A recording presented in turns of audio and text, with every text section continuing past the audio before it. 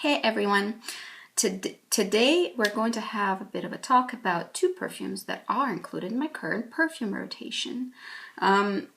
Specifically, we're going to be speaking about Maison Margiela Replica line, and this particular one is by the Fireplace. And this one is a true hole-in-the-wall find. This is a Coty Emeraude, so emerald. This fragrance house produced Replica line fairly recently, just several years ago, and by the Fireplace was actually made in 2015. The lovely nose behind this composition is Marie se la mange, and it's described to be a feeling of a place and a time. The place are claiming Chamonix and the time period 1971.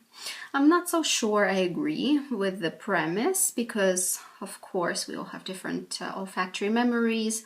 But for me, this is quite universal. It doesn't necessarily send you to Chamonix, where I have never been actually. And I'm not really sure why 1971 was picked, but that's what inspired this lovely fragrance, and I'm happy to have it. However, although many notes are listed, it smells just like a fireplace with chestnuts frying in it. That's exactly what it smells like. So of course you get the wood, you get the smokiness, you get the smoothness, and you get a bit of a chestnutty smell, but that's about it. Although it lists vanillic notes and pink pepper, I don't smell that. I do smell some cloves, I do smell some woods, I do smell balsam tree, which is listed in the official notes. I do smell juniper, that is also listed in official notes. It's quite lovely. This is a unisex pick, and I would encourage all ages and both genders to sniff this, because this has truly no identifiable age or gender whatsoever. It is a feeling of a fragrance. It doesn't really link to a person because it is so completely literal in terms of what it is trying to express and portray, which is this really wonderful, very luxe fireplace in a lodge somewhere, maybe a hunting lodge with, you know, the fur rugs and the beautiful woodwork. That's what it smells like. It smells very expensive. And I can see a really rugged man wearing it. I can see a really stylish businesswoman wearing that. I can see a housewife wearing that if she wants to. So one of the most versatile scents you can think of, because it just is so literal. It doesn't link to a person, it links to an event. Event being a wonderful romantic getaway in the hunting lodge, but you know, pleasant bonus. I think every single one of us who's ever been to a bonfire is going to relate to this, making it super universal. On top of that, the quality of the fragrance itself, the way this perfume is made, is beyond reproach, in my opinion, because the lasting power is tenacious. It sticks to clothes, it sticks to skin. On skin, it develops into something a little bit more vanillic, a little bit more skin after bonfire effect. On clothes, it stays very linear, it does not change at all. Perhaps by the end of the day, the other notes will fade and you will just be left with a fire smoke, scent of a burnt out fireplace, which is also wonderful and reminiscent in its own way. But this guy is tenacious. I'm talking about on clothes, it lasts for probably about a week. On skin, it lasts for a full day without reapplication, which is why, although I've been using it, I just don't have a huge dent in my bottle, because a single spray will last you a day. Rhyme. That was pretty good. So, exceptional quality, especially for a modern fragrance, and just wonderful wearability. I think also you can wear that to multiple occasions. I wouldn't wear it in the summer. I think it would be a bit suffocating possibly, unless you like very heavy scents for summer. But I would stick to maybe fall and winter to wear it, maybe early spring. And be careful with the dosage, because it's easy to overdose. This is potent stuff, people. Now the other artful mind-boggling fragrance is one that I've haven't owned for very long. I've used quite a few times, so I kind of have already a pretty good feel about it, but I'll update you as I wear it more. This is Emeraude by Coty. Keep in mind this is a cologne spray, so the potency of this is not expected to be exceptional because it is a much lower concentration. It is the green colored bottle. The bottle itself is just cheap. It's just cheap. The fragrance, of course, is not expensive, but the bottle is just, it upsets me. It upsets me that this lovely juice is kept like that. I think it's a crime against perfumery people. So talking about this, it is actually such an oldie. It's a true vintage and was initially released in 1921 by the Coty cosmetic company. And the nose behind this fragrance was François Coty himself. He's a genius when it comes to fragrances and has been recognized in the beginning of the 20th century as one of the best, one of the top perfumers of his time. Emeraude is compared to Shalimar, and there's no dancing around it. It's definitely related, it's definitely an inspiration, it's definitely a close cousin, if not a sister or a brother. However, the interesting fact being that Emeraude actually got released first and Shalimar followed.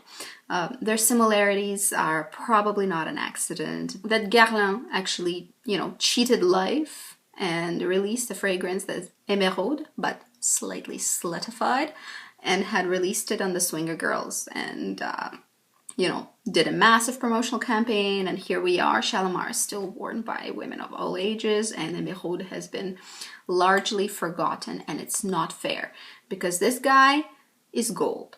Now, I am a huge fan of Guerlain. I'm a huge fan of Shalimar. I've been wearing it for many years, and I love Shalimar. It's one of my very, very top shelf fragrances. It makes me happy inside every time I wear it. So imagine how shocked I was when I found out the story behind Shalimar and Emeraude, and finally got a sniff of Emeraude to find out what does it actually smell like, and it does smell divine. If Shalimar is a bit more daring, but it's leather and it's burnt vanilla, crispy vanilla brulee. Shalimar, she's a flapper girl. She wears a lot of heavy eye makeup. She parties all night, and she possibly knows how to use a whip in her private life. Then Emeraude is not that lady. Emeraude is all class. She is refined. She is daring. Maybe she still wears a corset. She is fantastic. There's a certain air of sophistication about Emeraude that envelops it in a sort of an aura of vintage chic.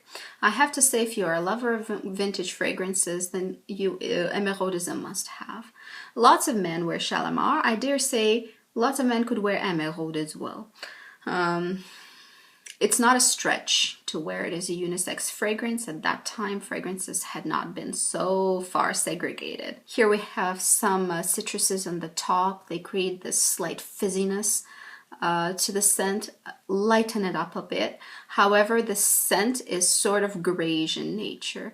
It's very classy, it's sophisticated, but it's not out there. It's not in your face. It's not trying to commit fragricide in front of you. There is a vanilla in this, and it's quite prominent, but it is rather a creamy, laid back, cool-headed vanilla. It's not the burnt, passionate vanilla of Shalimar. Here the vanilla is a lot less out there. It's very well integrated and blended into the fragrance. Although it's quite apparent, it does not immediately punch you in the face. Nothing about this fragrance punches you in the face. There's slight dustiness to it. There's a powder room effect, as well as maybe some woods that ground the fragrance. There's a bit of patchouli that is not on the forefront, so I can take it. I'm not a giant fan of patchouli normally. There is a resinous quality to it that is extremely pronounced, with a popanax